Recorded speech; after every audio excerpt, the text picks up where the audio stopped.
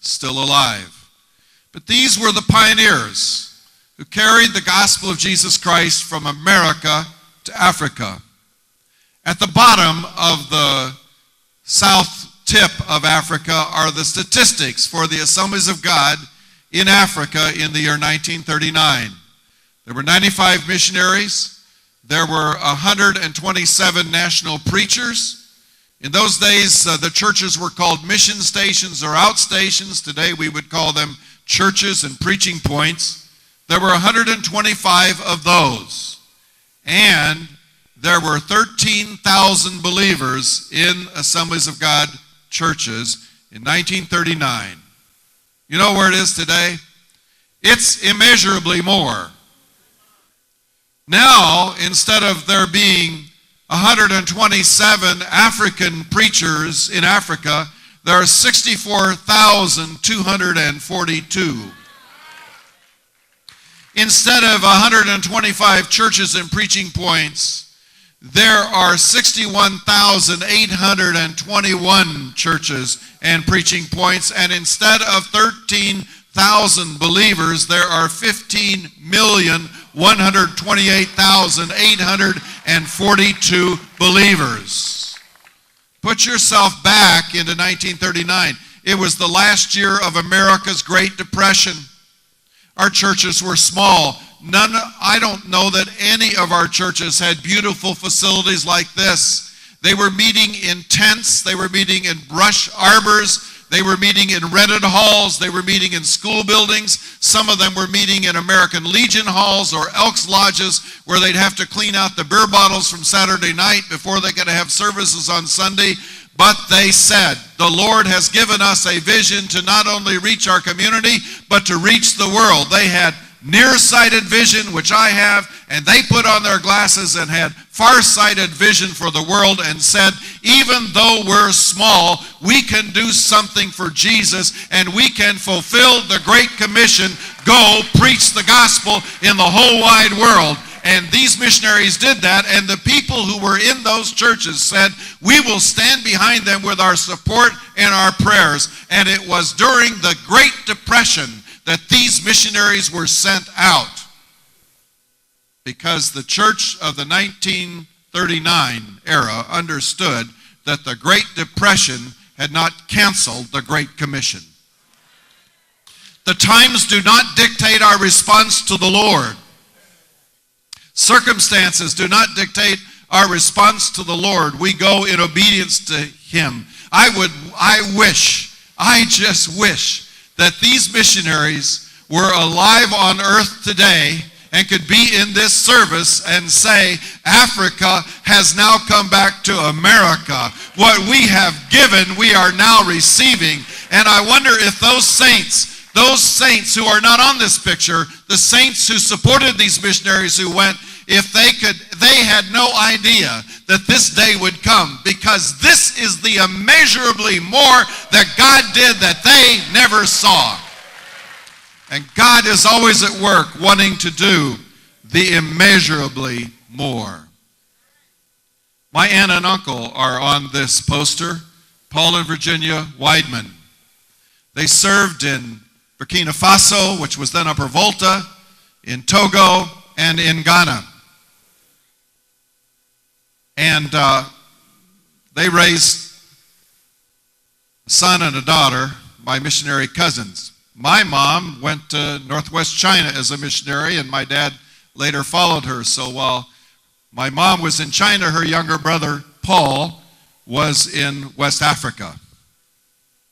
My cousin John Weidman served most of his missionary life. He's now retired as a missionary in Ghana.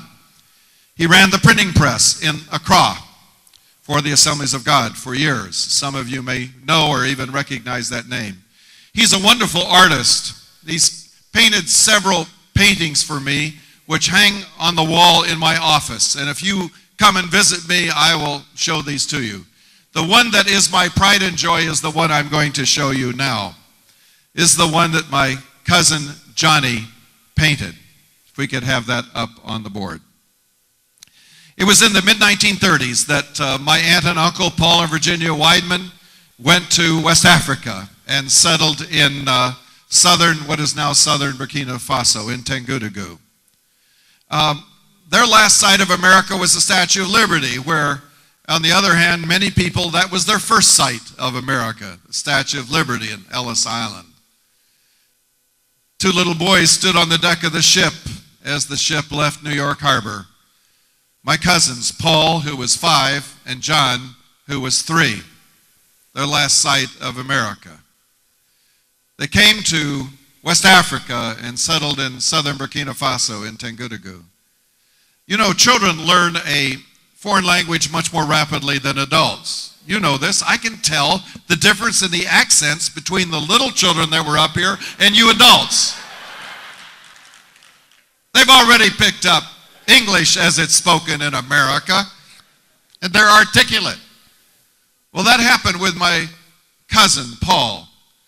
By the time he had been in Mosi land, in Upper Volta for about a year, he was already fluently speaking More, the language of the Mosi. In fact, he spoke it so fluently that when Uncle Paul would go out into the villages to preach, he would stand under a baobab tree, and the villagers would gather around, and Uncle Paul would open his Bible and read a sentence in English, and little Paul would translate for him. And that would be the way the sermon would go, back and forth. Uncle Paul preaching in English and little Paul translating into More. And of course, the African people loved this boy dearly. At the age of 7, Paul Jr. came down with blackwater fever. Many of our missionaries became afflicted with various diseases for which they had not been accustomed or inoculated. And several days later, Paul was in a dying delirium. In his dying delirium, he sang Mosi hymns, and he preached in Mosi. His last words in Mosi were, in fact, "Don't follow Satan's road, follow Jesus' road. It is the road that leads to heaven." He went into the presence of the Lord. He's buried in Tengudugu. Shortly after Paul, my cousin, died, Uncle Paul came down with malarial dysentery, suffered intermittent bouts with malarial dysentery for the next year. One night in the middle of a high fever, the rains came and collapsed the mud roof of their house. Aunt Virginia was expecting their next child at the time, and so she packed up her sick husband and her little boy, Johnny, who, by the way, in this picture is sitting next to his mother with the accordion, and packed them up and headed them north to Ouagadougou, where they arrived. And several weeks later, Aunt Virginia began having problems in her pregnancy and was told by the doctor to go to bed or she would lose the child. And then 2 weeks before the baby was born, there was a coup and the government had changed.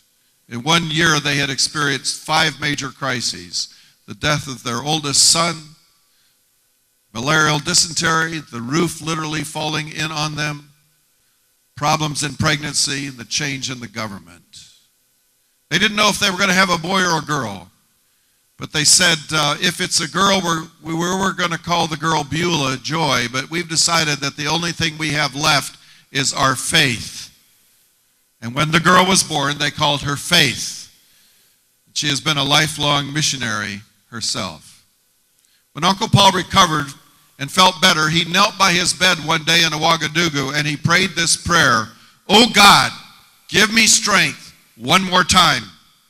And he went back to Tengudugu, where his boy had died, and then crossed over into northern Togo and established the church in Dapango. And the years went by, and they retired from missionary service and came back to America. And several years before they went to be with the Lord, they didn't know when that would be, but they knew they wanted to make one last visit to Africa. So they come back, and Uncle Paul walks onto the church grounds in Tengudugu, and Dakayega, the pastor whom they had mentored when they were both young men, saw Uncle Paul coming across the churchyard and ran to